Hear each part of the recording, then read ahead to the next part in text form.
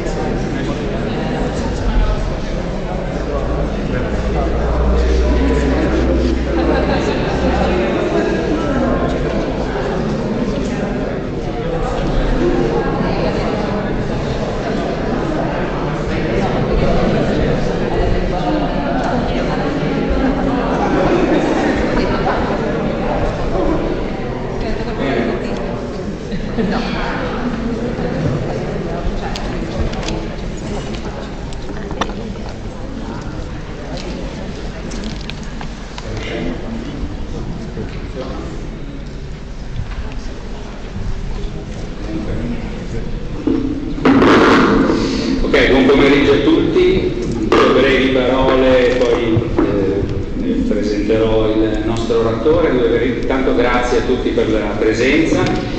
Due parole su questi seminari che il Dipartimento organizza già da alcuni anni, seminari intitolati alla memoria dei coniugi di Scornia.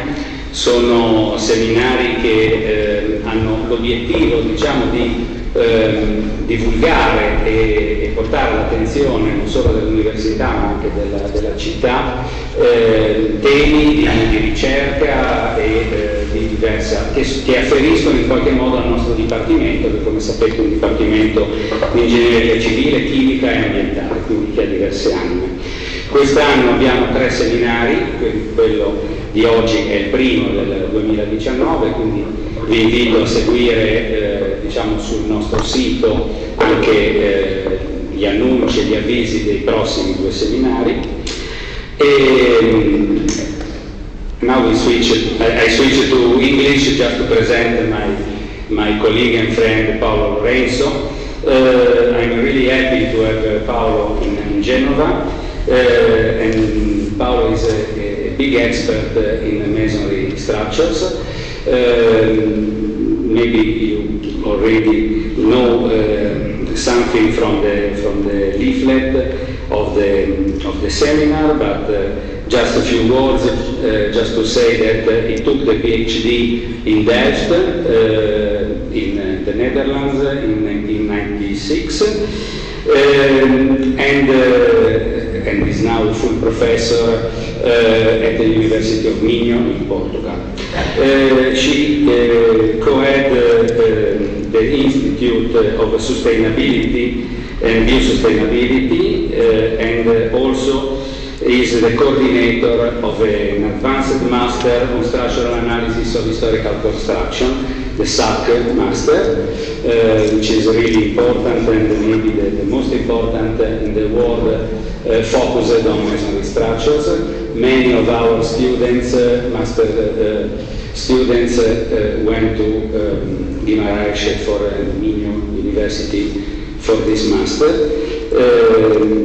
And recently he received an advanced grant, ERC grant, on the topic of the speech of today, which is building resilience and cultural heritage, earthquake, blasts and others. So thank you for being here, Paolo. good afternoon to all of you. It's a pleasure to be in this special series of Scuola. So I'm very excited to be in Genoa. I was here a long time ago, so it's nice to be back, and we are cooperating in a considerable extent to the University of Genoa, so it's a real pleasure. Sergio asked me to make a sort of general lecture, quite open, so this is a little bit what I tried to do. Maybe some of the things you'll find strange, some of them will be a little bit less strange. But I would like to start with a different or a view on academia today and our institute, what we do. And so, well, I'm working with one of the oldest materials available, okay? For those of you which are not civil engineers, we say that civilization is as old as construction. So it started about 10,000 years ago when men settled. Okay, so when we stopped being collectors and gathering around food and shelter, we needed a permanent shelter because society had organization and we had people with different roles in society. And so the material that I'm working is super old, and in some ways it, well, only evolved moderately. In other ways it evolved extensively, so there's of course a lot of new materials, but the technique is, most of it remains quite similar to 10,000 years ago. You just put one brick on top of the other with maybe some interlaid material, which is mortar, okay? So I'm working in one of the worst fields where you can be innovative, where you can get money also. I'm also a civil engineer, and I still like to be an engineer and exercise as a professional. And, well, the civil engineering field is also considered not innovative at all, okay? So the civil engineering field, you have some numbers there, but basically we are about 9% of the wealth of Europe, okay? As you can see, we have about 30% of the industrial employment. So it's a sector that involves a lot of people. You can also see that the companies are super small. 95% have less than 20 employees, so they are very, very small and medium enterprises. But still, they are good news. And for example, we are the largest international exporter of goods and of construction business. And so the sector is quite strong, even though it's normally understood as being not innovative, okay? And I think, well, the past century has been maybe the century of construction. So, of course, the built environment is responsible for the way we live, so the comfort, the mobility, which is quite important, of course, the health, the quality of life. And because it's such a highly regulated sector, we normally say that this is the sector where you have more regulations. So basically, you cannot put a material that has not been approved. You cannot use a design or a concept that's not been approved somewhere. Well, for example, for energy or acoustics, someone will come in the end and measure your building to see if it complies with the code, okay? So the sector is really regulated, and some people say that because it's so regulated, it's also difficult to be innovative, okay? There are some changes in the sense that we built enormously in the past century, and now we have to keep also what we built, okay? To give you an idea, for example, the amount of money that we are expected to use in our built infrastructure is about 3% of the wealth of the country. So we need to spend about 3% of the Italian budget to keep the infrastructure. The infrastructure is not our houses, it's the roads, the rails, the gas, the electricity.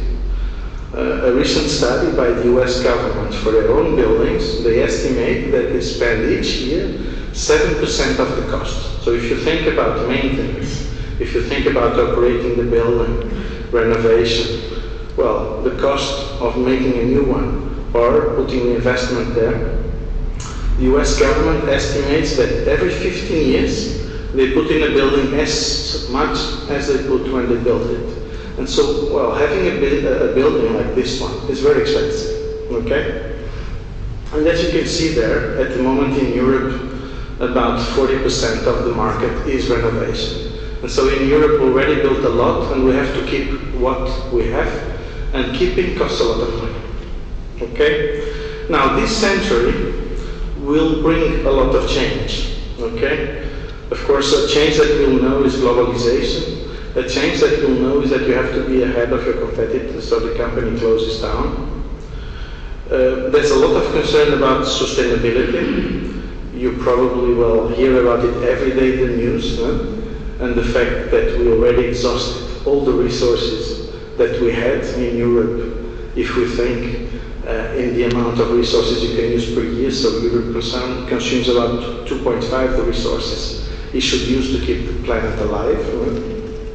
A new buzzword recently is resilience. Okay, I'll talk a little bit about this. And another buzzword is digital transformation, or Industry 4.0. So this is, I think, the big buzzword of today, from the first industrial revolution, through the computer, through the energy revolution, and through the computer revolution to today, which will have, sensors everywhere, artificial intelligence, and the new world that we are creating. No? And, we understand that it's time to change the industry, okay? You have some numbers, I will not spend too much time on these numbers, but there's some very interesting numbers. For example, you have here the expected gross of income in the building sector. And so as you can see, this is going to explode. You have, these are numbers on the positive side, on the employment, on the money you have, on the volume of construction in the world, which is lower than in Europe. And then you have some less positive numbers. For example, the impact that we have in the environment, which is extremely large, as we all know, CO2, resources, energy. Also a number which is very bad, which is the profit the construction sector makes. Again, if we think about numbers, here this is the gross earning of construction, which is about 6%. If you take the net earning, so after taxes, after depreciation, etc., normally the building sector has profits of about 3% a year on average. Now, if you think about 3%, there's a very low value. If you compare it, for example, with the pharmaceutical industry, just to give you a number, the pharmaceutical industry easily invests 20% of their budgets in innovation, in research, development, innovation. So if you have a profit of 3%, you can see how much the construction sector is investing in innovation. It's almost zero. And so we need companies that, of course, are more profitable. And if they are more profitable, they will also be more prone to innovation. There's also been a problem with employment. So in many parts of the world, you don't have sufficient people to build buildings anymore, okay? And there's also a problem of keeping up with the schedule and with the time. As you can see that the numbers are very low, only 10% of the projects finish on time and on budget. And so when we look at the sector, some of the things are not so positive. And you have here some numbers. You can see that the productivity of the industries in general have increased enormously in the last few decades, and the construction sector, the productivity came down. And the construction sector is considered, together with agriculture, one of the most digitalized. Okay? So we need a big transformation. Now, maybe you all know this famous sentence from Abraham Lincoln, which is, if you want to predict the future, the best is to build it. Okay? And the digital transformation is really a big opportunity to do much better.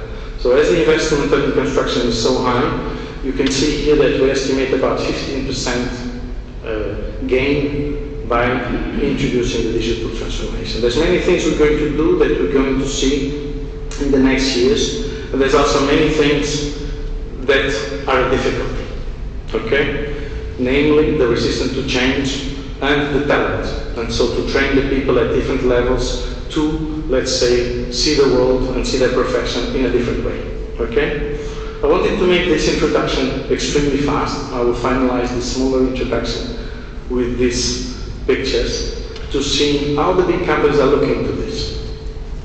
You can see Amazon investing in, well, if you buy a book in the internet or a computer, why are you not going to buy a house? And you see China producing and delivering houses. And you see Google investing in the built environment. And so if you have the biggest in the world investing in the sector will change, and it will change fast. Okay? Now, our vision in the institute I'm having is to try to contribute to the change and try to contribute to innovation. We have been working with the companies for a long time. Most of our projects involve companies, and we are really happy that we work with the industry. And I think this is a major change in academia. When I started working in academia, the impression of the industry was, well, these guys will never perform on time, and they are very theoretical. Anything we ask them, well, they go around the problem and they create more problems. They do not solve problems.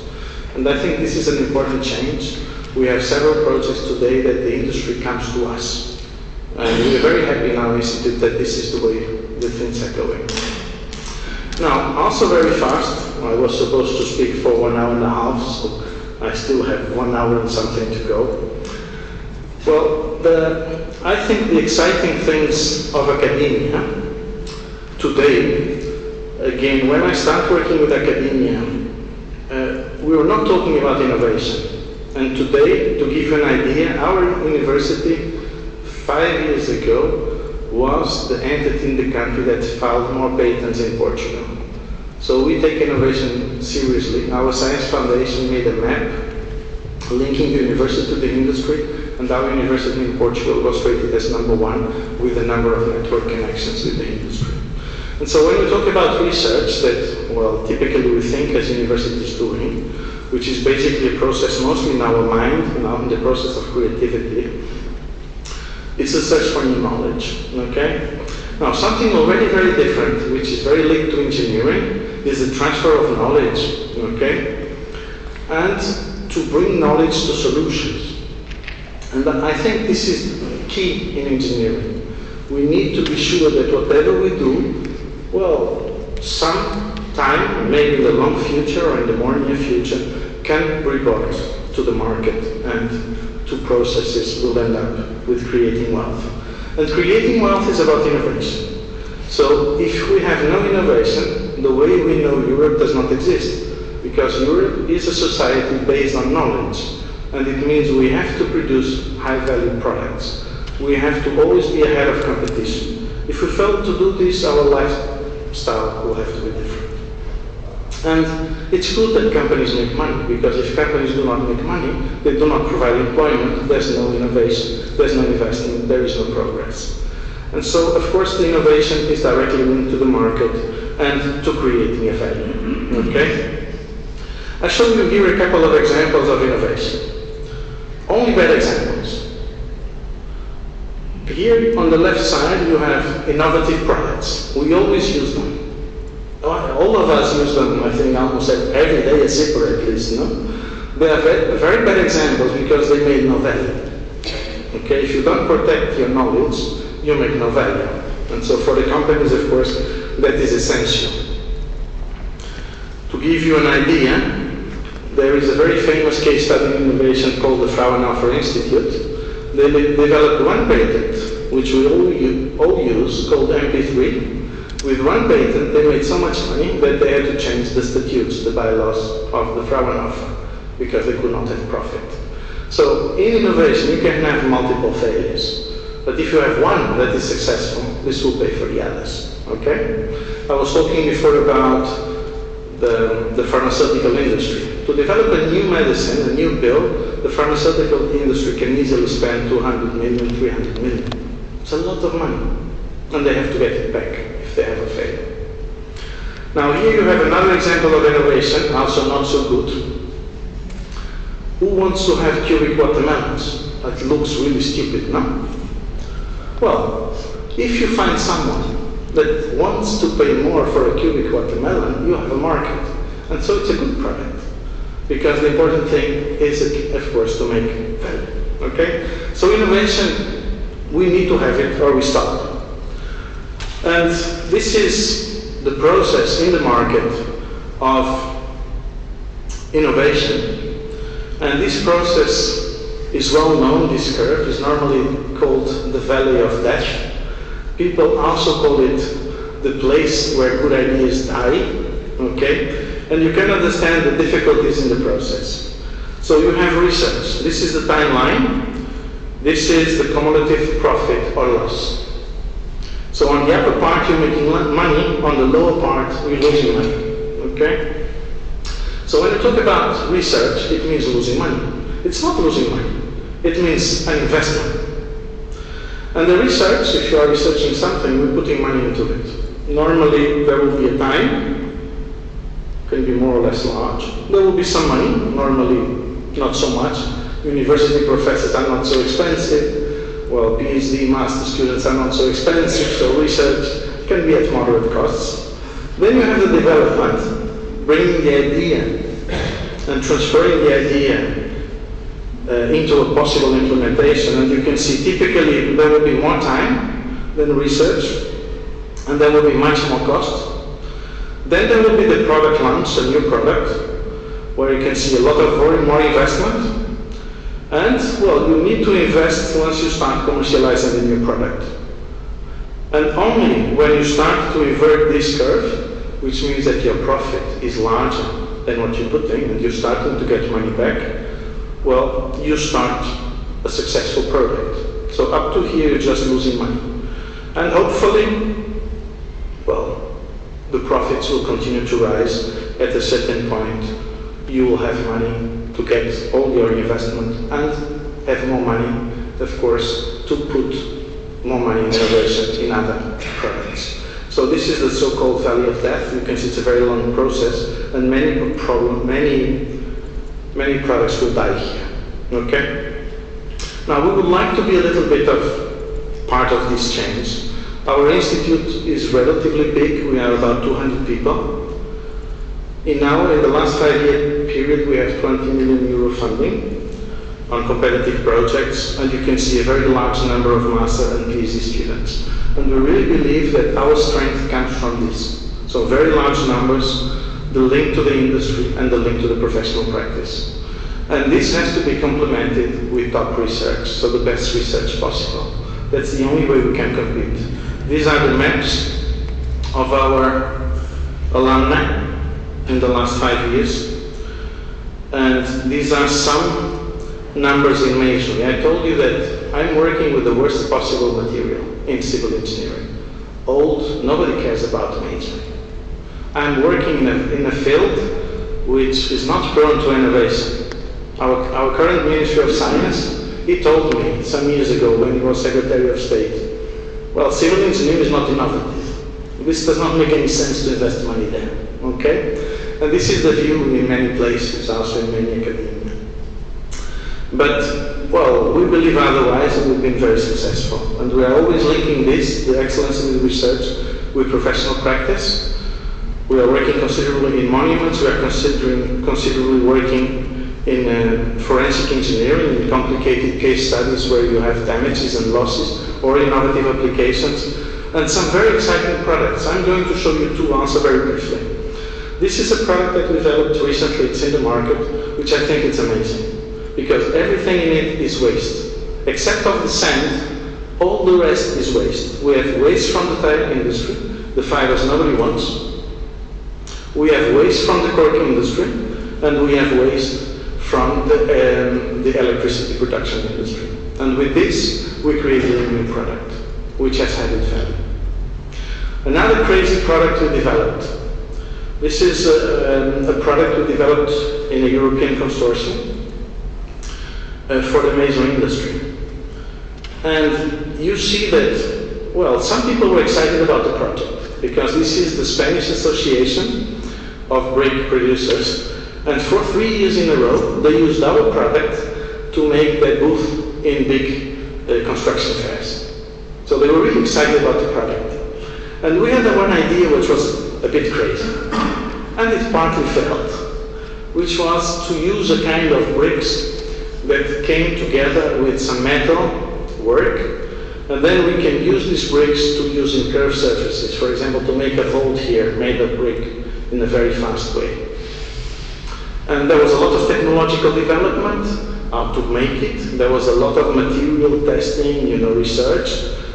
And we made a few applications. This is a house made in Spain. I'll show you in the next slide the interior of this house, which is quite nice. And we made a few applications, but the product was dead, because there was really no interest to use these forms, which involve also an expensive form work, so it's not so easy to apply. But the product was extremely successful in another application.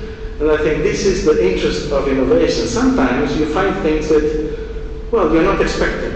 And this product that we developed, which you see here, the Vault, which was in fact not so successful for the original application, it is now super successful as, for example, to be worked as pavement, or to be worked as a drywall, or if you want, as finishing in buildings. And so we have a successful product in the market. Okay? Now, I wanted to give you this short introduction on the vision we have in our institute about innovation. And we really believe that the way the institute is surviving is because we have this strong interaction with the industry. And we like to work with the industry, we like to meet with the industry. I had, for example, this week we had a meeting in Guimarães on Monday on 2 PhD students funded by the European industry. And, well, the 4 largest producers of lime in the world, they were in Guimarães to meet with us and to see what we can do together and to work with these PhD students. Now, I'll go back to my subject on resilience and the built environment. Now, normally when we talk about resilience, we also talk about hazard. And when we talk about hazards, we tend to talk about things related to climate change, which are, of course, very topical today. I think it's more or less consensual that climate is changing and extreme events will affect us more and more. It's also unfortunately noticeable that deliberate human action can produce much more damage today than it used to produce in the past. And so we know that the risk is increasing. Okay? One issue which is evident is, of course, if you increase exposure, if you have cities like, for example, Tokyo, of 40 million people, well, we, of course, have a big exposure. And if we have an event there, it's a major loss. And this will go worse. I put you 2 numbers there. One number is coming from the US National Academy of Sciences. This is what they wrote, more or less. No, this is what they wrote. I can say it in a much more impactful way. That construction started 10,000 years ago. I'm saying to you, if I look at these numbers, that in the next 50 years, we will build as much housing as we built in the last 10,000. And this is unthinkable. So I'll say it again, the next 50 years we'll build as much as in the last 10,000 years. And this is unthinkable as a pressure for the planet. And, of course, thinking at the risk, increasing risk. And this is complemented by the second one, estimate or prediction, 2050, and 2050 is tomorrow. We are super close. And according to the United Nations, 2/3 of the population will live in cities. And this means again that our risk is getting higher and higher. Okay? Now, when we talk about resilience, resilience is a difficult concept. You have the text from Wikipedia that I'm not going to reread.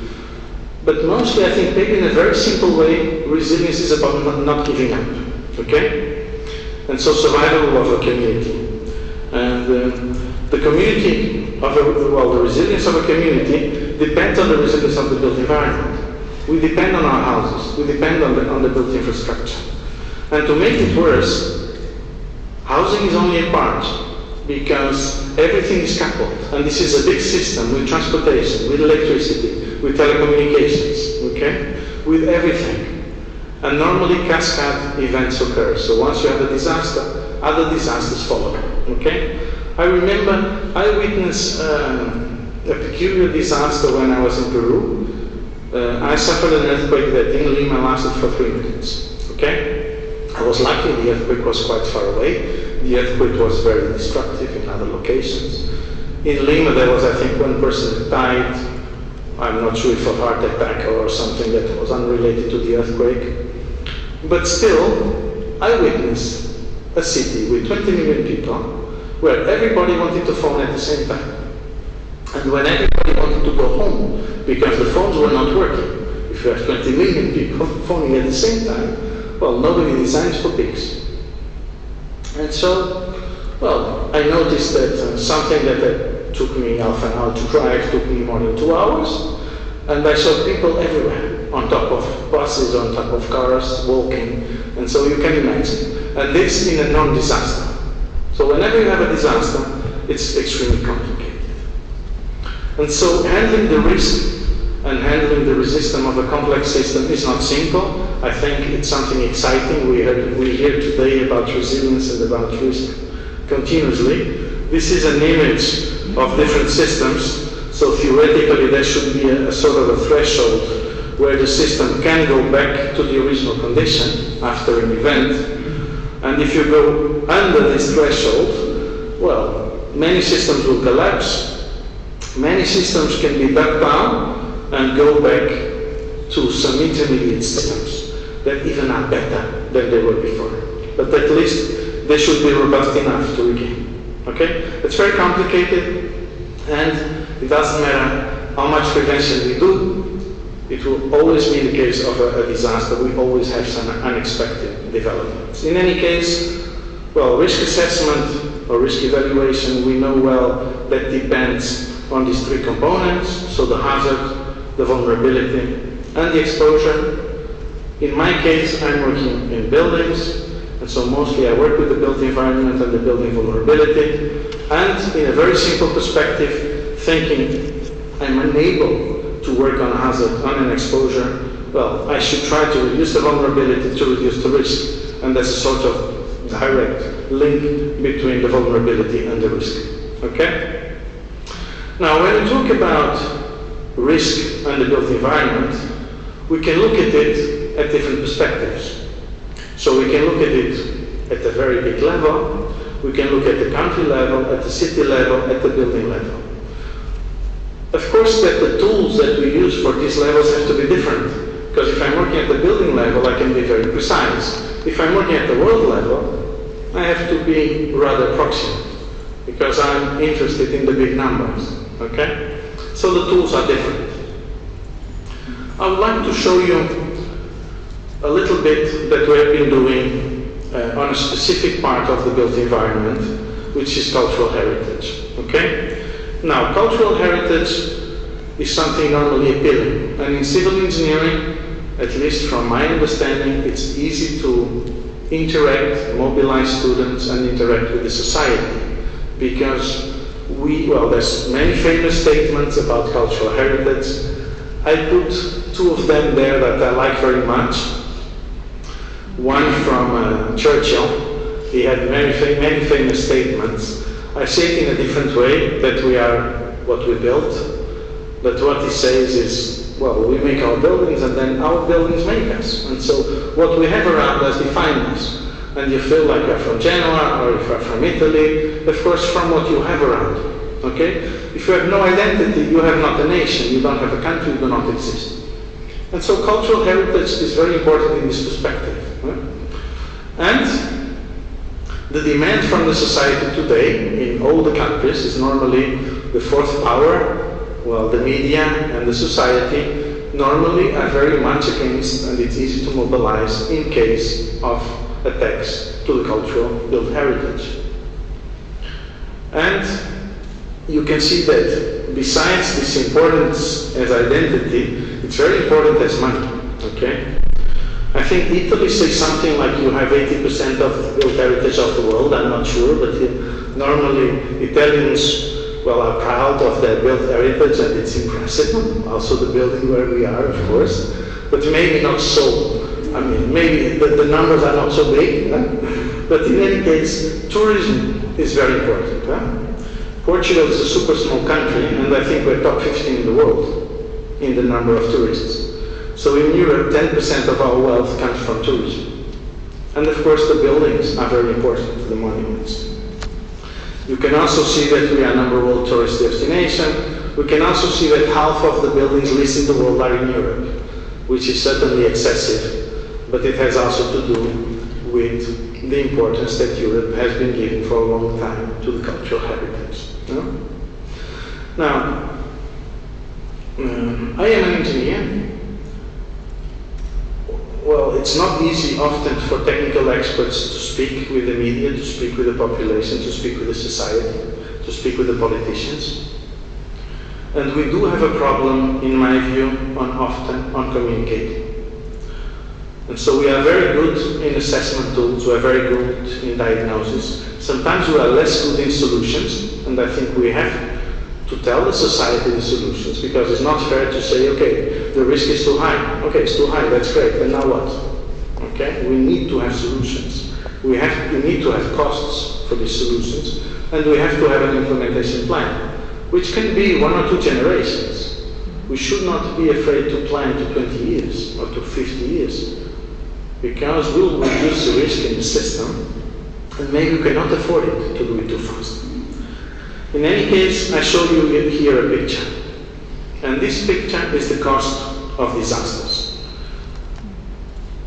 So far, probably the most terrible year has been 2011. In 2011, we lost, as you can see, 380 billion in disasters. 380 billion is 15 million Europeans, so 1.5 Portugal, working all the year to pay the disasters.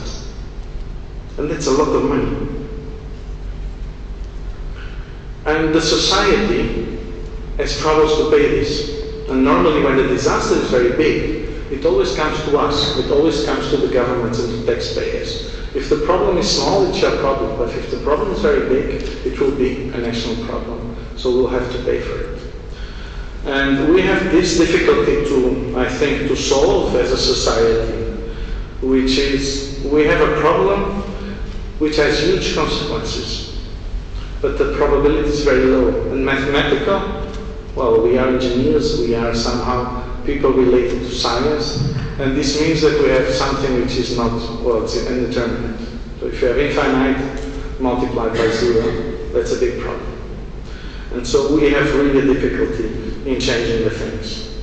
Now, I'm going to show you briefly 2 things that we've been doing in mostly related to earthquakes, mostly related to blast, a little bit on other things. So I will go very fast. Earthquakes, just to give you some numbers, are not the costing disaster, but they are the disaster that kill more people. So 40% of natural disasters, deaths, are caused by earthquakes. 60% of these are due to major buildings. So this material that I told you that is not old and most civil engineers don't care about it, kills 60%. And well, we have in Portugal this famous disaster. I don't know if many of you know about the 1755 earthquake. It is considered as the birth of earthquake engineering in some context. All the big philosophers of the time wrote about it, okay? Kant, for example.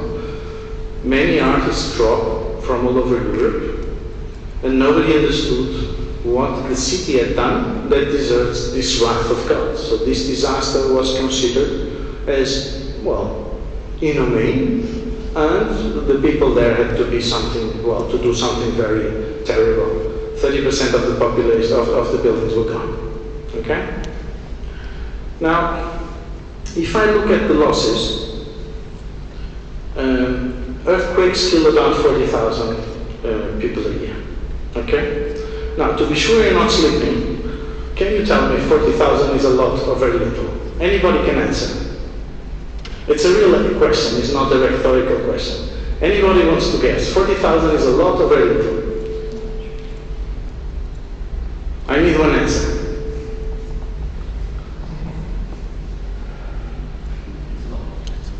It's a lot. It's a lot if your amount is 40,000.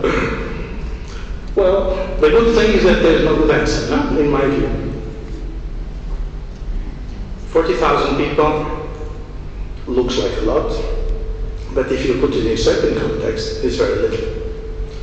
These are the top 10 causes of death in the world, and you see that, well, a heart attack kills 8 million people a year. Okay? You can see the stroke kills 6 million people a year. You can see that car accidents kill 1.3 million a year. And the stupid disease called diabetes, which 95% is type 2, costs 0.5% of our GDP. And it's because of our lifestyle, that's why I call it stupid, because it's not congenital. Kills 2 million people a year. And so in that perspective, well, 40,000 is nothing. And I think this is the understanding of our society and the understanding of our politicians. It's hardly acceptable big disasters like you have here. I mean, having 200,000 people killed in a few minutes, that's not acceptable. And this has a big impact. But this impact will last a couple of weeks. And then there is another exciting thing. And so it's very difficult, in Portugal it's impossible to convince our politicians about the fact that our seismic risk is too high. Because, well, they are there for 4 years and hopefully they'll be earthquake in the next 4 years. Okay? And so it's really a big problem when you have, of course, major sources of debts that require a lot of investment also. Okay? Now I'm going to show you a couple of videos. We have been doing many tests in a shaking table test. Shaking table test is something very simple. You go to a big steel platform, you put a building on top, you shake it, and you see how it performs. Okay? These tests typically weigh about 40 tons. They are a bit expensive, so it's something that you don't want to do every day, but you learn a lot. And this is a modern masonry building. So it's a building like some of them are built in Italy, and then you have a shaking table moving the building. Now you can see the building is horribly being damaged. There's cracks everywhere. There's parts being lost here. This almost lost. This has just been lost. There's these big diagonal cracks. So you have these huge cracks opening and closing where the earthquake moves in both directions. And okay, I mean, you're losing parts. Now, the building is totally damaged. I think we need a new one, okay? But he kept the most fundamental function, which is to save lives. So the building is still okay. I was inside after the earthquake. And I consider myself a relatively reasonable person. So if I thought the risk was too high, I would not go inside. And the building is totally damaged, but the performance was excellent. Because the earthquake is horrendous, it's very high. The building is not actually so good. And it performed very well, it's saving lives. And this is the way we design today in engineering. If you have a very, very strong event, much stronger than you expect, the building should not kill the people inside or the people outside, if it falls apart outside. So the performance was very good. Now, this is another building, a masonry building, which is a facade and it's being tested towards you. And that's not so good, because there's nothing left. And so everybody inside is dead, everybody in the street is dead. And most of our built heritage, including most that you have in Italy, unfortunately, you have seen the results of this excessive vulnerability in many cases, in many earthquakes in Italy recently. They are quite fragile, and so you will have a total collapse, and they will not perform adequately. The good thing is that it is possible, in a relatively simple way, to make it better. So this is a building, these are buildings that you'll see everywhere in Lisbon. These buildings were built from the late 19th century and the first half of the 20th century. They are extremely vulnerable, and they will not perform well when a moderate to large earthquake comes. And this building you did very simple. You can see the building, stone building. You can see there are some strange elements here. There's some strange elements here. This building is on stone masonry, and inside is a timber floor. We only did this. Connect the timber floor to the side walls with steel angles, and connect the timber beams with external walls with some steel rods and connect it to the outside. Okay? On the sides I cannot connect to the outside because there is a neighbor. And if I connect to the neighbor, it normally will not be very happy unless I'm working in many places or in many buildings. But in this case, by making this extremely cheap intervention, well, this is not acceptable because it kills people. So according to the code, we should not have it. But the performance was quite good still, except of this. You can see that this building is quite different. It's moving in plane, but a lot out of plane. So I don't know if you can see the walls vibrating out of their plane. And so this is a very different type of failure, and most of these buildings collapse out of plane, killing the people outside and inside. And if you do nothing, we have a disaster. Okay? Now, this is a survey we made of 120 churches in New Zealand after a series of earthquakes about 10 years ago. And the response was a disaster. These are all very modern churches, per our standards. An old building in New Zealand is 100 years old. This is the oldest. And so these churches were all built in the beginning of the 20th century, so relatively modern, and the result was a disaster. Red means the building is lost. Yellow means part of it will be repaired, part of it is lost. You can go inside, get the things out, but you cannot stay. And green means okay. So from 120 churches, about 60% were lost.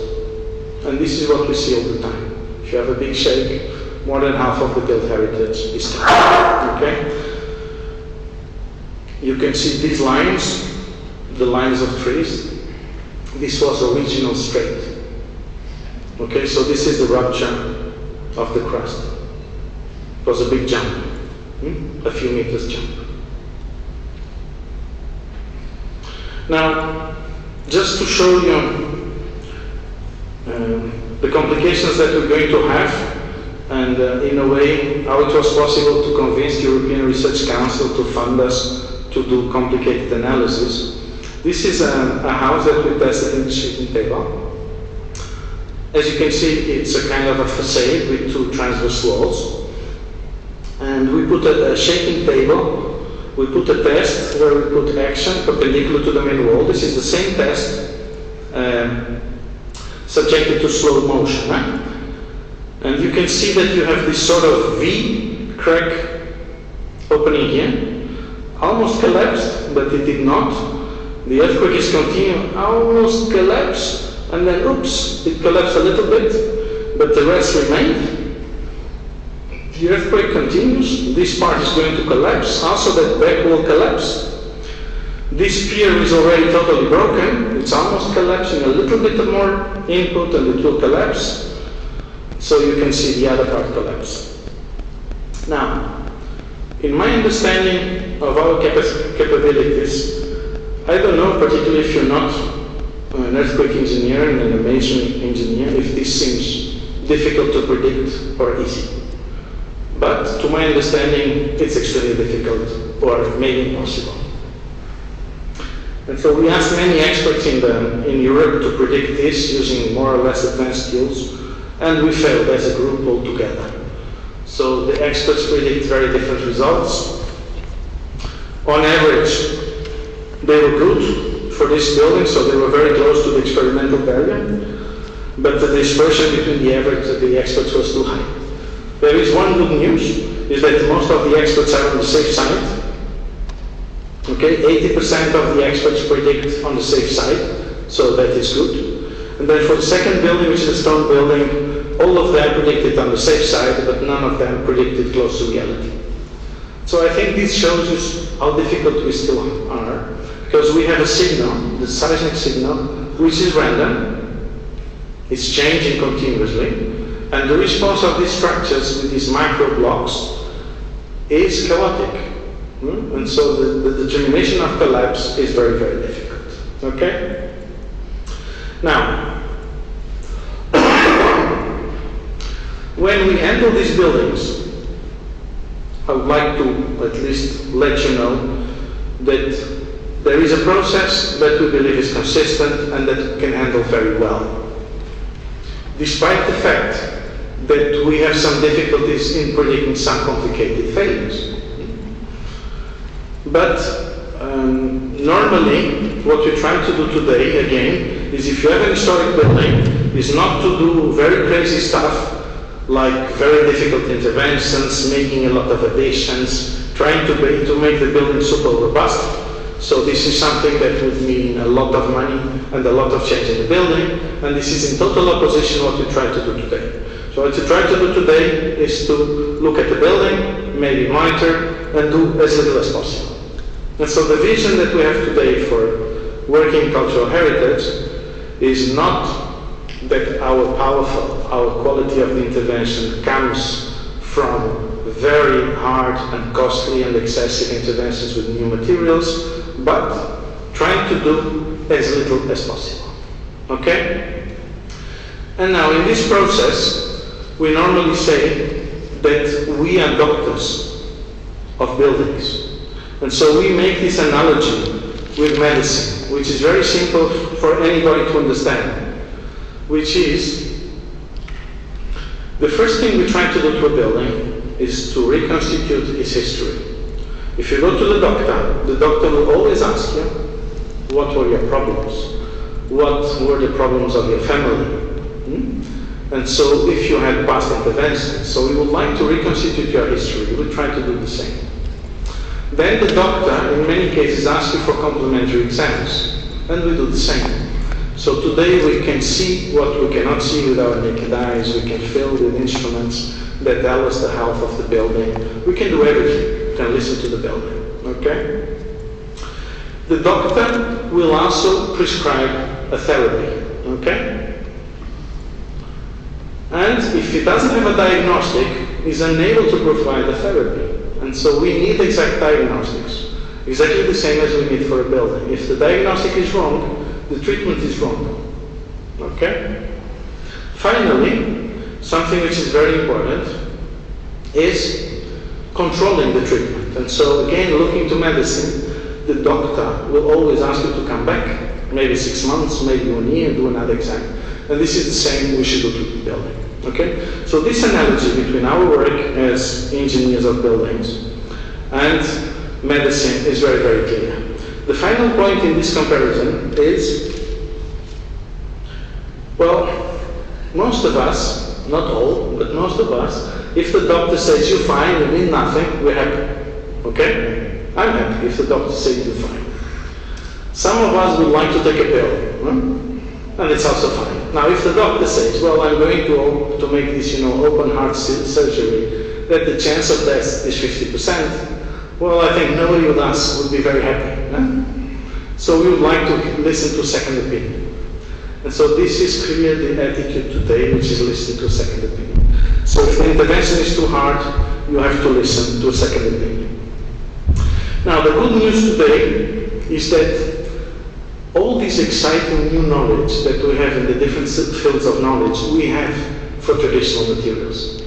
Now the problem is no longer an absence of information. I think in all the fields, the problem is often excess of information. You are unable to know what is important, unable to understand, well, if you have two conflicting pieces of information, which one is correct even, okay? So we know everything about the materials, or almost everything. We know everything on very many new exciting new tools. I can scan this building, or I can scan this room in a few minutes with a lot of precision, and this is impossible some years ago, okay? So there's a lot of exciting things we can do. Again, we can see a lot of things. I can see, for example, in these buildings, where is the timber, just by doing thermal imaging. Or I can see where is the weak spot by doing elastic wave propagation or acoustic testing. Or I can do electromagnetic testing and see where I have cracks inside or where I have metal inside. So we can do, I would say, almost anything. Okay? The same thing for a monitor, for example. We all have our cell phones, no? In all of our cell phones, you have a small chip, we call an accelerometer. It will tell you where north is. It will tell you if your cell phone is up or down, okay? And this costs nothing, it costs a few cents.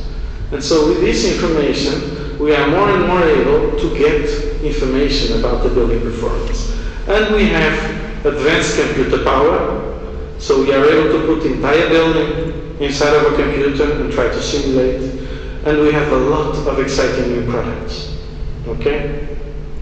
So we have more and more information available, and I think despite the need that, well, some of the phenomena involved are complex, including earthquake engineering or blast engineering, we know already a lot, okay? And so we're able to do a good job. I would like to show you one example. This is again an industrial product we developed for the industry. We did tests to show that this product is okay. You can use it very well in earthquake countries. And then we did a problem or another shaking table test that I think is marvelous when we talk about resilience. Because this is a building which is not regular. The first building that I showed you was regular. And this is nice, but architects and owners often don't like regular buildings. And this is an irregular building. Very regular, because in the back, this wall has no openings. So if it has no openings, it cannot deform. And so this is what we call a semi-detached house, is two houses together. And there's also this irregularity. Okay? Now, this wall which is here is a structural wall. So if it is a structural wall, it's a structural pier, you hope, well, you expect then when a structural wall collapses, we don't have so many, the building collapses. Okay? Let me show you. This is testing of the building. Can you see the movement of this wall? There is no wall. The wall is gone. And the building is perfect. Well, not perfect. You have to demolish it. But it's not collapsing. And so the building is extremely robust. So I have a system that, because it has additional capacity of transferring load, the load that was here is no longer here and it moved to other walls. Okay? And so this is how structural engineering should be. And how should be our systems. Robust enough that when you have failure of a part, you don't have disproportional failure or collapse. Okay? Now I'm going to show you a little bit on blast, which is something that again we have been working for some time. When people talk about blast, often you talk about terrorism or human-made disasters. It can be a gas explosion, which are also recurrent.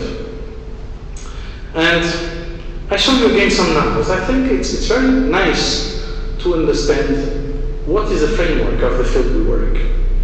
Now, this is, I think you probably heard about the Eurobarometer. They make many surveys about what Europeans think about multiple things. And they ask them about the risk of terrorist attack. 40% of the Europeans think the risk is high, and 50 medium risk. So 90% of the people think that terrorism risk is a significant risk. Okay? These are the numbers. It's similar to what I showed you. Okay, the last years have been politically complicated. As a consequence, the number of casualties due to blast increased in the last few years. There are still 20,000, which is half of the ones killed by earthquakes. And if you see the casualties, you can see cancer, heart disease, and then you can see terror attack. And so terror attack, as you can see, the European casualties per 100,000 people are 0.03. So the chance that you are killed by a terrorist attack is the same chance to be struck by lightning. And I think nobody cares about lightning. And so you can see the impact of course, some political actions and the impact of media on our understanding, on risk and our understanding of safety. Okay? So many of our decisions are biased, and they are not based on real facts. Now, blast is not only terrorism. Blast, a lot of it is due to impact. It can be a ship in a bridge, it can be a car impact. Well, it can also be a war, of course, but there's a lot of industrial damage due to blast or to explosions. I showed you, I'm not going to discuss any of these, very briefly, explosions everywhere. So throughout the world and throughout the industries. So this is in Cyprus for a naval base, this is in Canada for energy industry, this is in Turkey, well in the United States, sorry, for a food industry, and this is in Turkey for a manufacturing industry. And so there are blasts everywhere, okay? Mining industry. And these are industrial disasters, okay? Now, when we talk about blast, it's very challenging from the engineering point of view. Everything you know from statics or from earthquakes is no longer valid. So it's a new field. I started working with blast about 10 years ago. I knew zero about blast, and I had to learn a lot, okay? One of the most important, or the most important issue is this one. So when you talk about strain rate, let's say you apply a force to a material and the material deforms. And it deforms at a given rate. There is no quasi-static loading. If I put a load here, the table deforms. Well, and it's deforming at a given rate, no?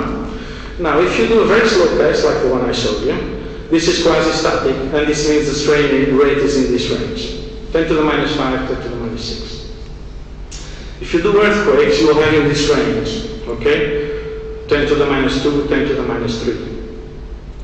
Then if you're going to impact a car, for example, you are in this range already to the 10. And if you are in the blast, you are in the range of 10 to the power of 4.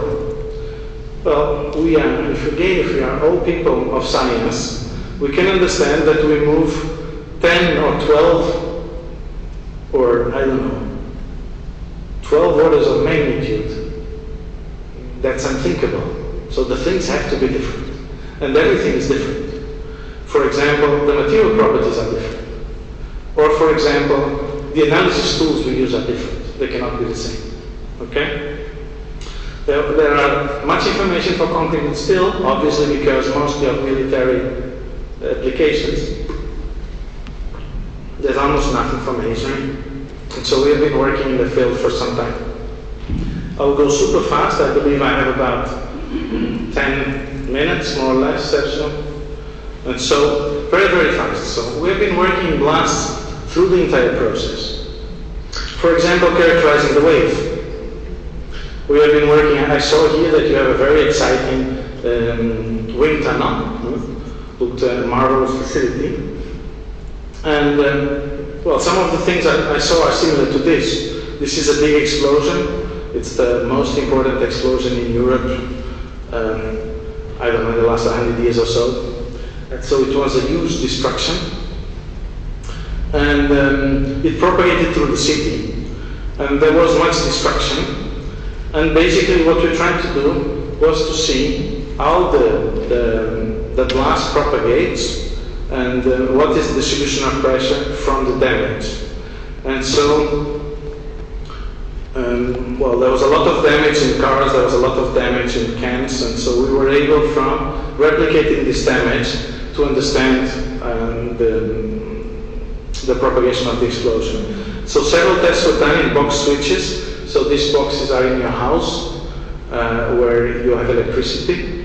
And what we did was to explode these boxes and then to simulate them, and to understand how the wave could propagate from the damage we saw on site. Okay? Then we looked into so this first was looking into the action. Now we're looking into the material. And so basically we went to the lab, we took traditional building materials, in this case mortar, brick, etc. And we took a drop weight, so we took a weight, a big mass, and we just drop it. Okay? And when you do this, you have an impact load. You couple it with, well, different equipment, so a load cell, in this case a very fast video camera. You can see this video camera goes up to 250,000 frames per second. The cost is horrendous, of the video camera. And then you can get things like this. This lasts less than 1 millisecond. So it's very, very fast in dynamics. And I have the targets, I measure the targets, and from the targets and from the load cell, I get the stress strain relation. So I get things like this: stress versus time, strain versus time, a little bit of tricks, and I end up with stress versus strain. Okay? And so, as you can see, the response of the material is totally dependent on the strain rate. So if you have quasi-static, which is this one, you have a strength of the material which is about 18. If you are very fast, you go to 40. And this is not super fast. So normally if you have a drop weight, you go up to a strain rate of 200. But if you want to address blast, you go to a strain rate of 10,000. That you cannot do with an impact machine. You need to go to very specific machines with accumulators. Okay? So this is basically how the material behaves. If you are in the static regime, in the earthquake regime, the properties are constant. If you go to fast dynamics, impact is around here, blast is around here, the properties of the material are different.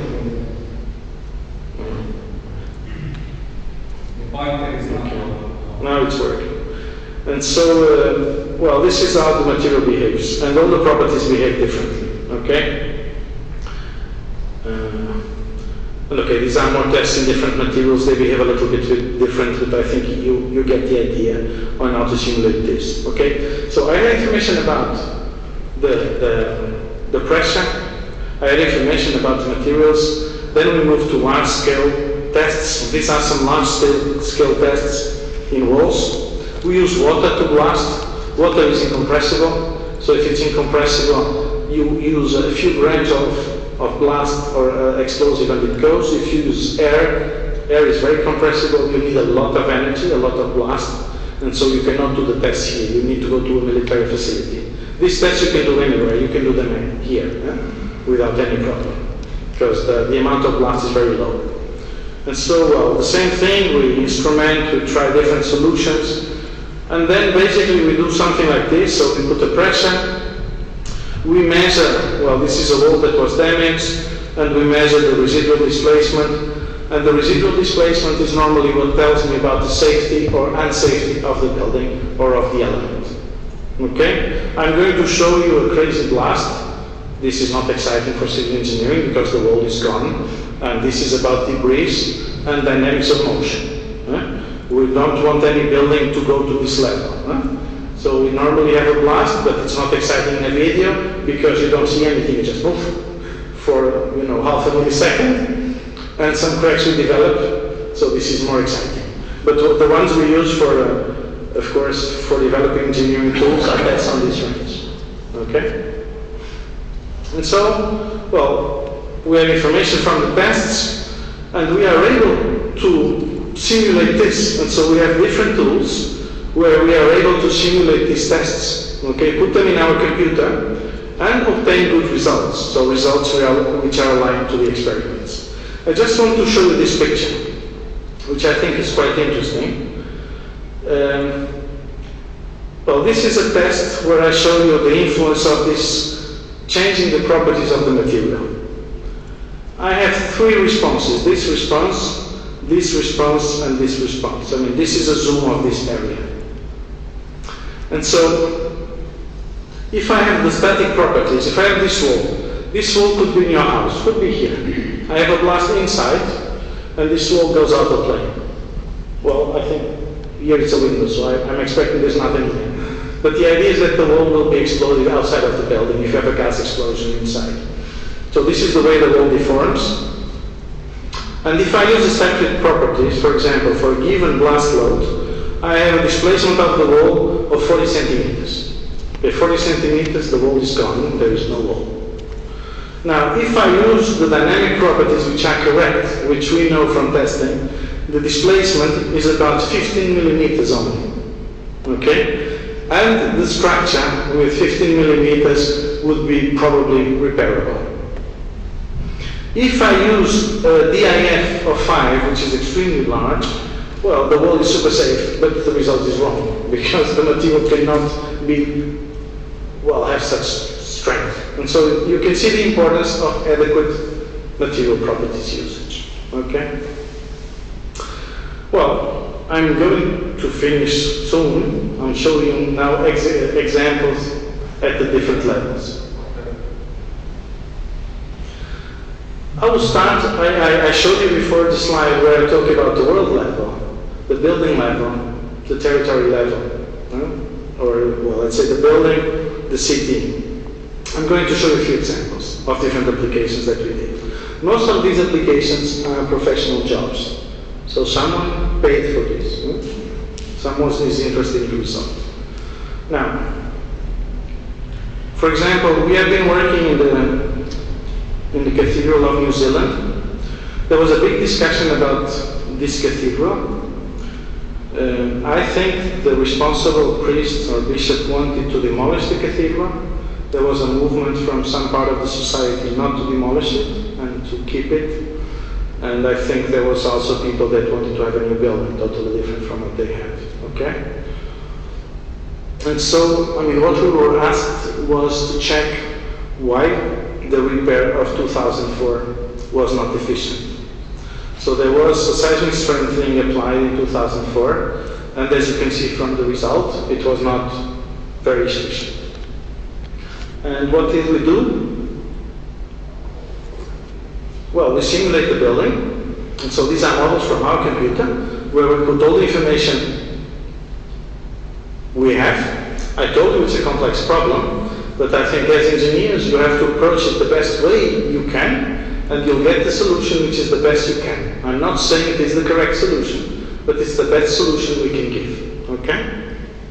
So what we did is we applied the earthquake, and we found that this failure should occur and other damage should occur. So the strengthening which was applied, which is here in blue, was not adequate for the purpose. Okay? Second example. This is, I think, an extremely interesting example of failure, societal failure.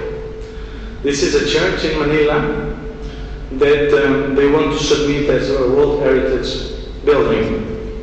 You can see it was built in the end of the 19th century. It's really amazing. Everything was built in Belgium, put in a steamboat. There are photos in Belgium assembling some of the vaults, then putting it back, disassembling, putting in the boat, sending everything to the Philippines to be assembled there. And the history, I think it's amazing, because there was 3 buildings before, and they were all gone. The first building was masonry, 17th century. There was a fire, there was a revolution, the building was gone. Then, there was in 1645 an earthquake, building gone. Sorry, this is the building of the first one still. This here they were damaged. Then in 1863, they made another building of masonry. There was another earthquake a few years after. The building was gone again. And then they said, okay, masonry is horrible. We cannot do it in masonry. Let's do it in timber. And they did it in timber. And well, of course, Philippines, you probably know that the climate is a bit warm. There's also termites. So they also attacked timber. The timber was a bit in bad condition. The earthquake came, it was gone again. And then they gave up, and then they did it in metal. So part in iron, part in steel, or early steel. And now they have corrosion. And so they are afraid that there is problems again, and the new earthquake will come, and maybe they will have damage. Okay? And so that's what we were involved. It's a very complex structure. It's extremely complex metallic structure, full of pieces, full of connections, mimicking a Gothic building. So it's really strange, because it's a fake building, made in steel or in metal. And it's also a bit complex. You can see, for example, one of the columns, and particularly in the columns, but also in the walls, there is a bit of corrosion, particularly in the lower parts, in the parts that are under the ground or the parts that are close to the foundation because of corrosion due to humidity. Okay? And this was one of the most complex buildings we ever simulated. Actually, I'm going to show you the two most crazy buildings we simulated. So this building took us about almost 1 year, a little bit less than 1 year to simulate, from a fantastic student, because other people, I think, would be unable to do it. And well, she started with one model. We implemented changes, we're not happy, we went to model 2, we're not happy, model 3, we're not happy, model 4, we're not happy, and then finally we had model 5 and we were happy. And this model 5, we have more than 1 million equations that we solve for thousands of times, okay? So we need a good computer and we need time, so we don't get a solution very fast. But well, in the end, we were very happy, because we analyzed the building with damage, without damage, and our understanding is that the building with damage is safe. So that's what we told the client. The building is perfectly safe, but you have to stop corrosion. You cannot continue with corrosion, otherwise the building will be unsafe at a certain point. And so now they are implementing the corrosion measures, or the corrosion prevention measures. I'm going to show you another example at the building level. It's a super exciting building. It's a mix of timber and earth and clay brick masonry. And so it's a building in Peru that was heavily damaged by the earthquake and that we are helping with the strengthening and the repair. The works are supposed to start maybe by the end of this year, maybe a little bit earlier. And there was a lot of damage due to earthquakes. So as you can see, this tympanum almost collapsed, cracks on the sides, well, the transept was gone, a lot of the nave was gone. And of course, I mean, what we were asked was to assess the safety of the building. If it had collapsed, why it had collapsed. And there was a misconception, so there was an error in design of the building. The beam in the nave was totally wrong, so it should collapse as it collapsed, so all the nave should have collapsed. And then they asked us to validate and contribute to proposing a strengthening system. And I like very much this because we had several meetings with the population, and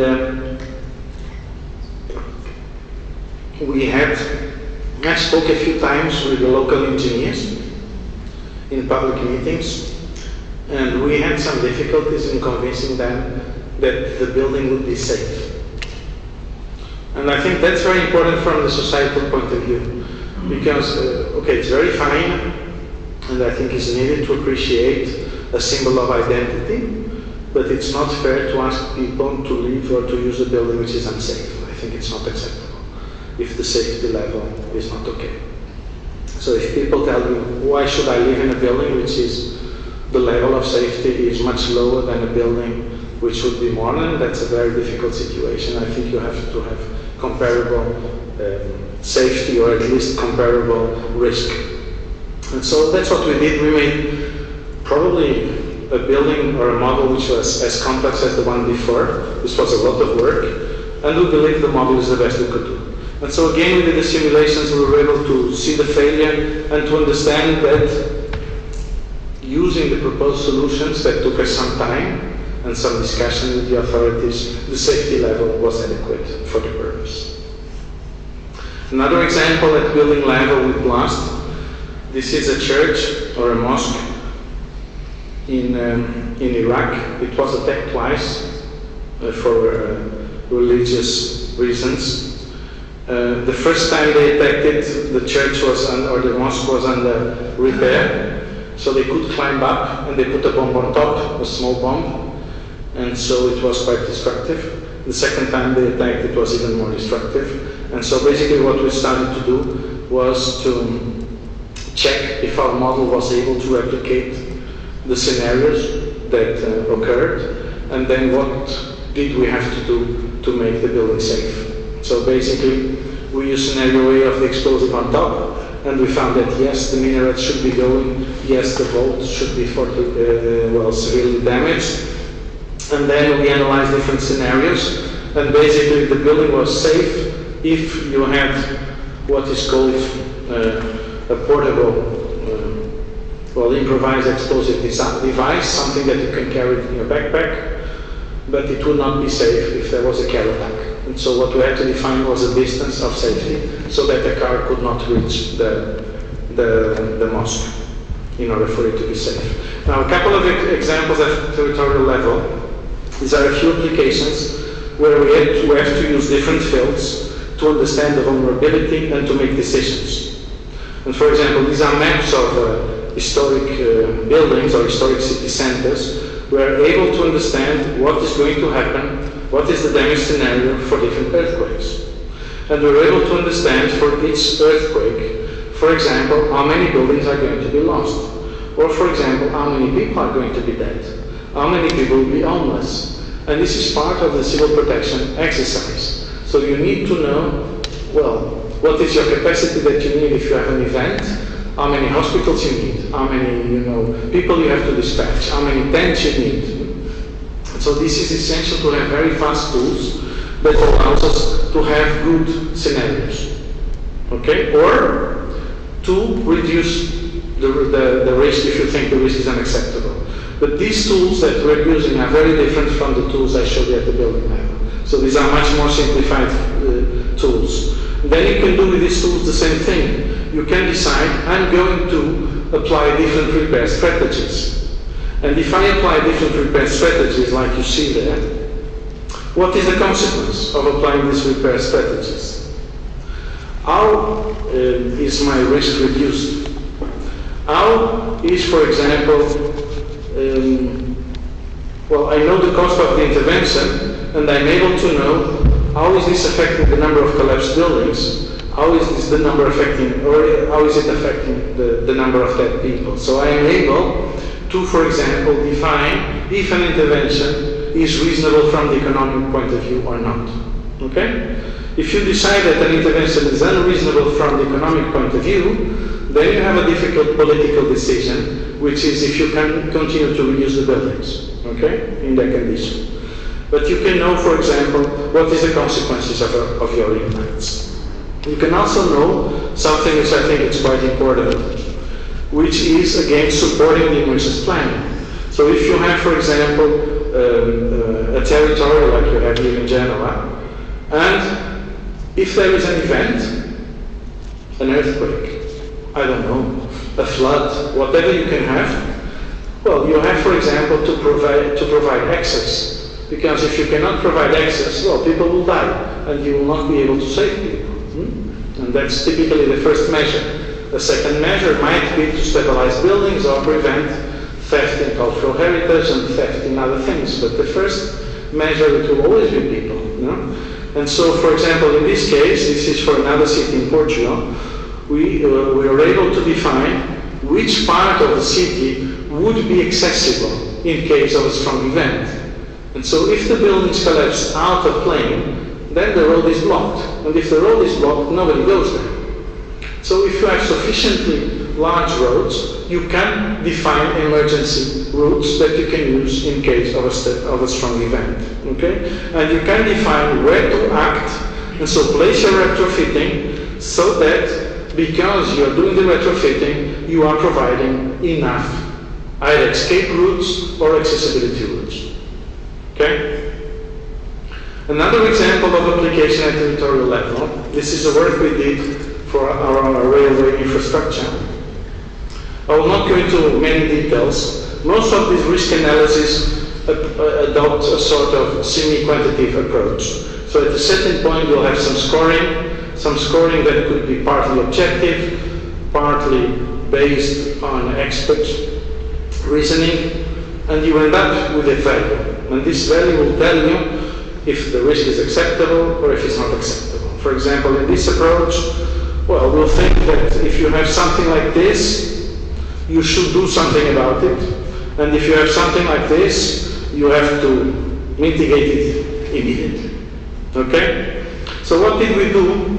And I think this is traditional in many of these risk-based approaches. We look at all the infrastructure in the region of our capital, Lisbon.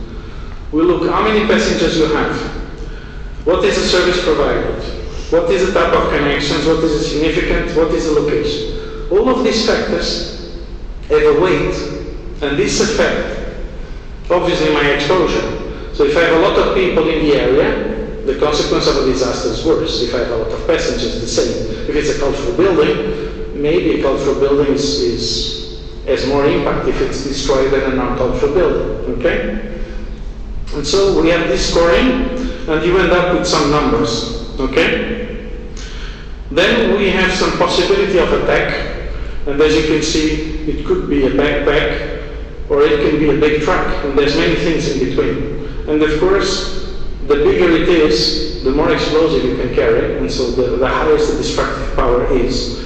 And so, when we combine this together, for example, we found that there are several nodes in the structure that, for a luggage, so if you go there with a reasonably large luggage with explosives, the level of risk is high, and so something should be ideally done, okay? And so what we did was, for two of these buildings, besides the other prevention for people, was to study them in detail, because the risk was high. So this is maybe the ones of you that have been in Lisbon, this is the old train station. It still has a lot of passengers. And so basically what we did was this. So we did a simulation with a luggage, so someone going there with a heavy luggage, and someone going there with a car, okay? And by doing these advanced simulations, we were able to understand that going there with the luggage was not a problem, but going there with a car was a problem. So we needed to create 25 meters distance of not access with a car, okay? And so I tried to give you some examples. I'm going to finish now. There's many things that put our heritage at risk. Believe me or not, but it's written, so I think you believe me.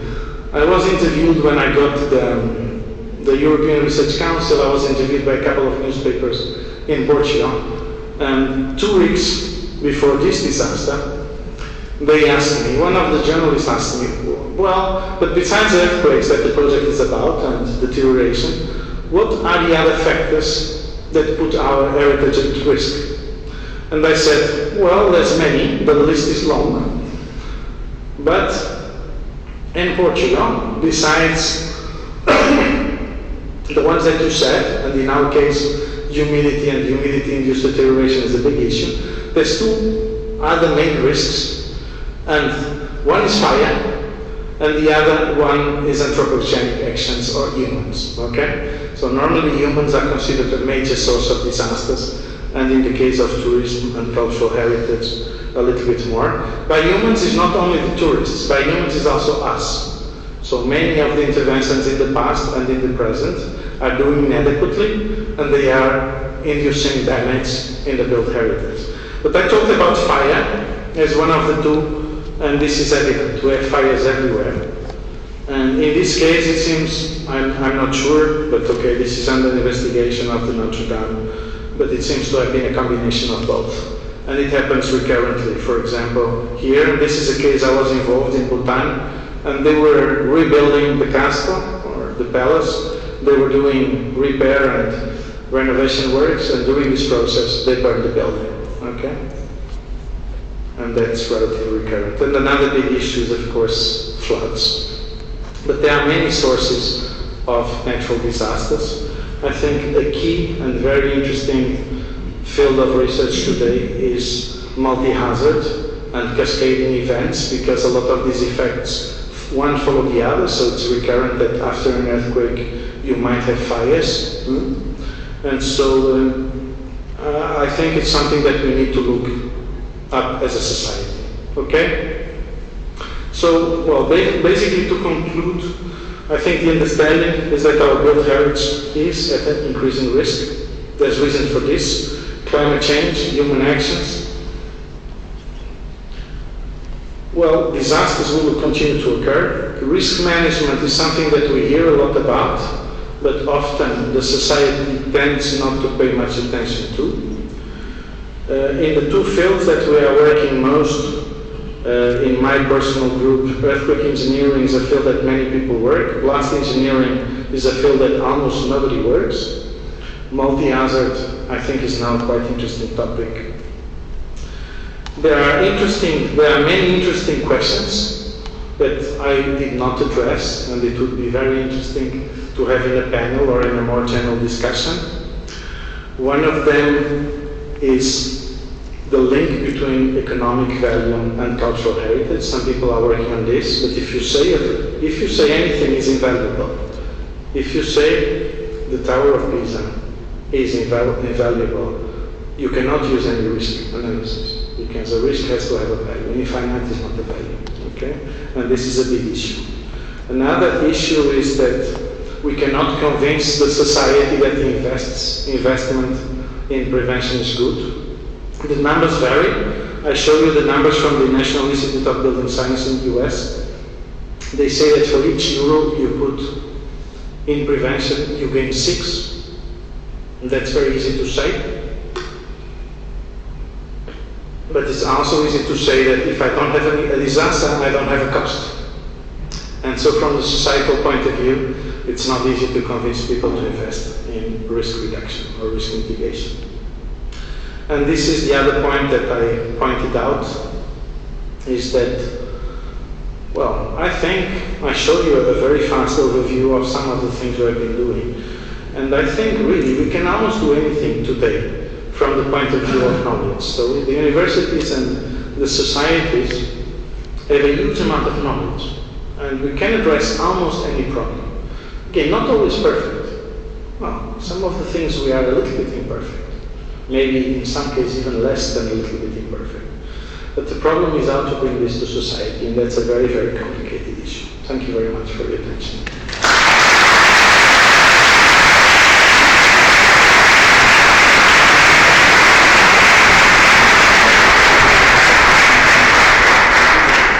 Thank you, Paolo, for the comprehensive and really interesting seminar. Is there any question from the audience? Curiosity or comments?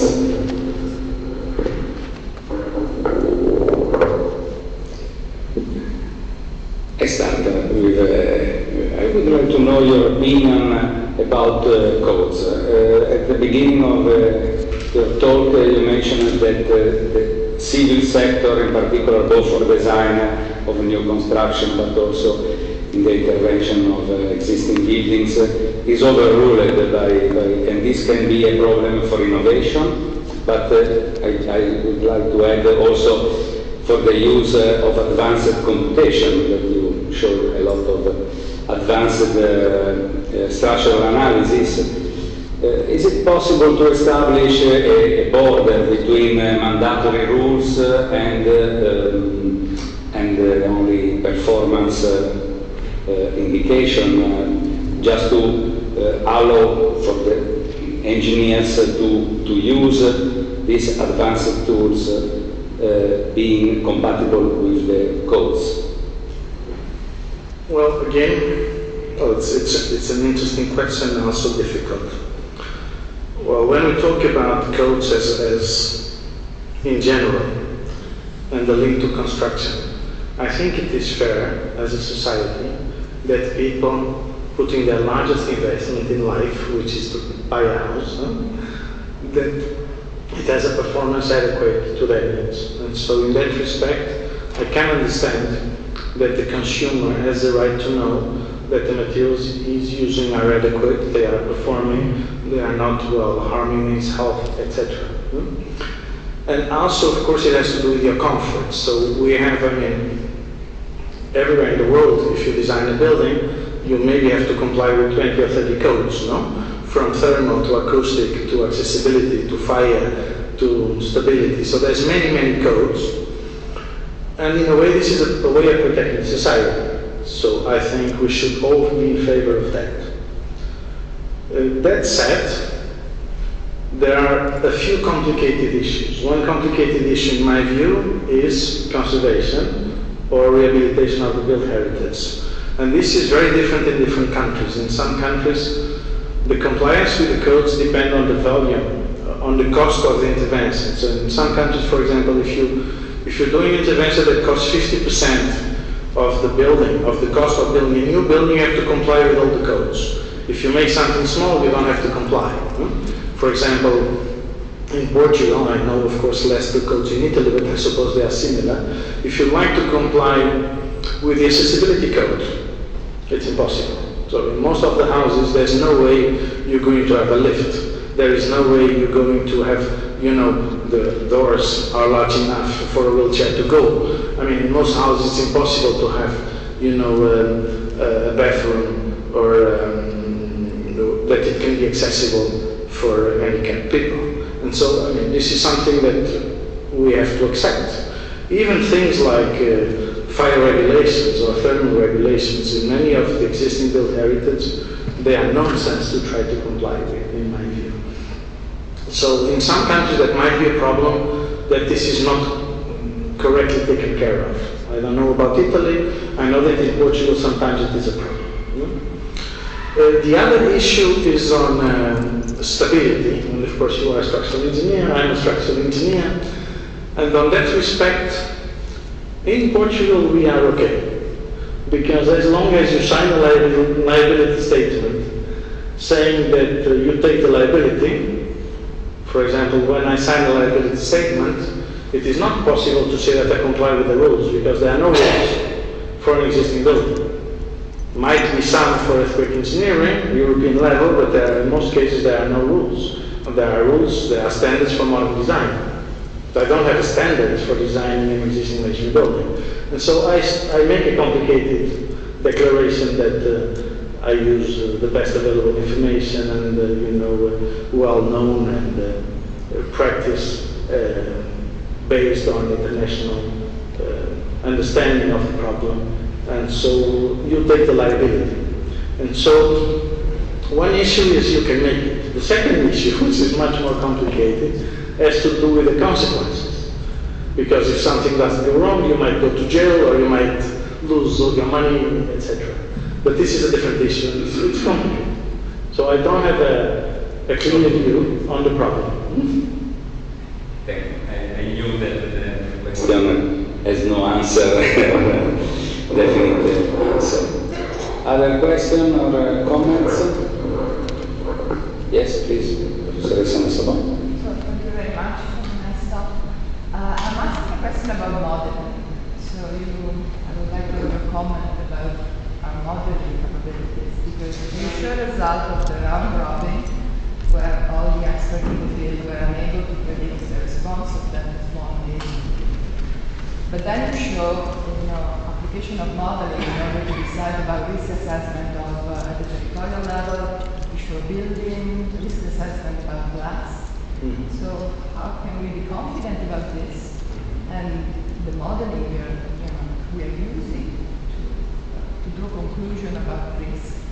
You also talk about retrofitting activity that were obviously designed using modeling that were absolutely useless for those buildings. So I have the feeling that modeling is a big issue. It's a good question.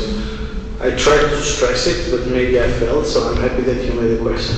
I said a few times that all of our predictions were on the safe side, or most of our predictions were on the safe side, and this is good. And so if we're predicting on the safe side, I think this is quite good and allows us some confidence.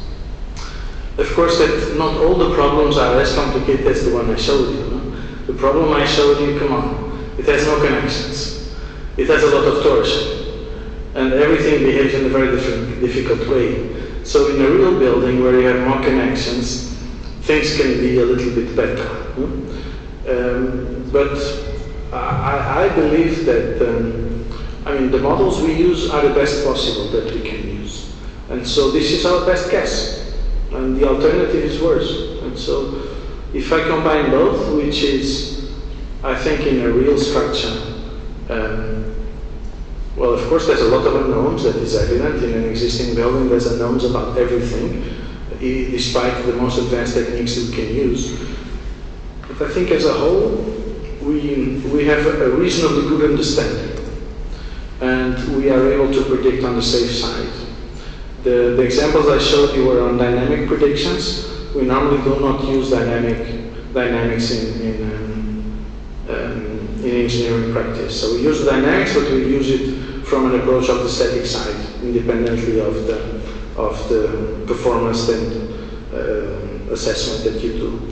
But at the territorial level, the tools are very different, and the tools are mostly based on observation and indexes that you adopt from the observation on real damages and real earthquakes. So I think we are more or less okay. If you see, for example, I mean, here in Italy, you have the headquarters of the GEM, no? I think the Global Earthquake Model.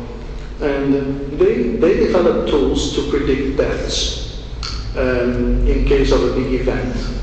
And they are reasonably okay. So when they use the tools, and I mean, there is an earthquake and they immediately predict a number, not after they know it, their predictions are reasonable. So within the order of magnitude of the losses that we find. So I think we are more or less okay. I would not put it so pessimistic. I think the models are the best possible answer that we have to the problem. When you deal with big numbers, the statistical estimation is quite a problem is when you have to model and predict a single building, a single stuff. Other questions? Final comments? Okay, otherwise, I believe that we can thank again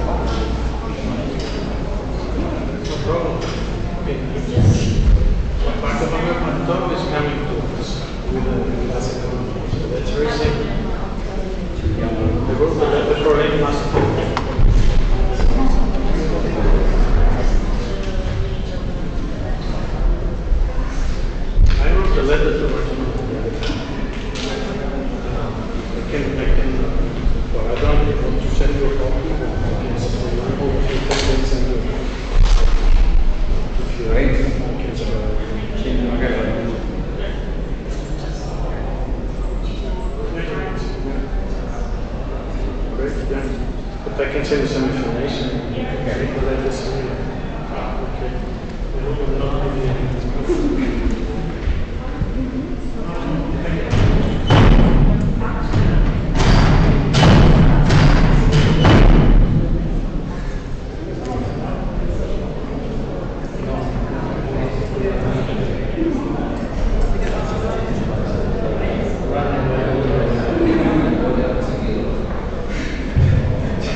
Okay, see you in July.